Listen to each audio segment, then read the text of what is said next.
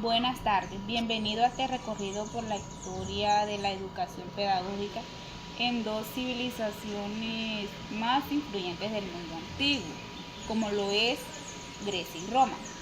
Hoy exploraré cómo se conducía la educación en estos pueblos, cómo se formaban sus ciudadanos y qué legados dejaron para las generaciones futuras. Fue base de muchos sistemas pedagógicos.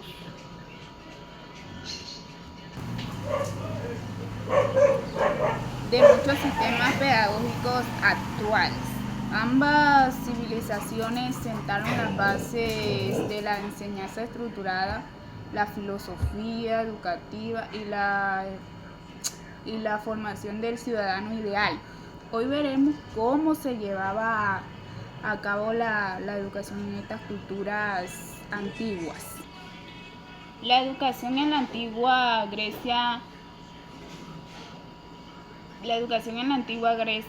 las etapas de la educación griega, las primeras etapas, la educación dependía de mucho de la poli, quiere decir ciudad o estado. En Atenas, la educación se centraba en la formación integral, en cuerpo, mente y espíritu. En Esparta era estrictamente militar y disciplinaria en estos tiempos. La educación en Atenas, los niños de 7 o a 14 años asistían a la escuela acompañados por un paidagogos. Esto se refiere a esclavos que los guiaba. Aprendían lectura, escritura, aritmética, música y gimnasia. Por ejemplo, un niño ateniense se aprendían a recitar los poemas de Homero y a tocar la lira. La educación superior, o sea, de 15 años para adelante, los jóvenes estudiaban retórica, filosofía y política. Las escuelas filosóficas más importantes, la Academia de Platón y el Liceo de Aristóteles, como por ejemplo un joven de clase alta podía escuchar debates sobre ética con Sócrates en las plazas públicas.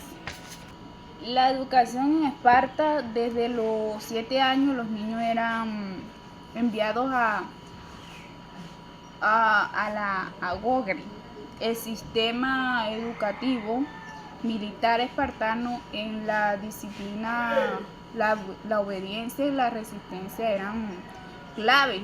Por ejemplo, un niño debía soportar el hambre y el frío sin quejarse. Se valoraba más el carácter y la fuerza que el conocimiento teórico. Bueno, en cuanto a la educación en Roma, se daba la educación domestical. Al principio los padres enseñaban valores romanos, virtudes, dietas y disciplina. Luego lo educaban en escuelas privadas. En cuanto a los niveles educativos,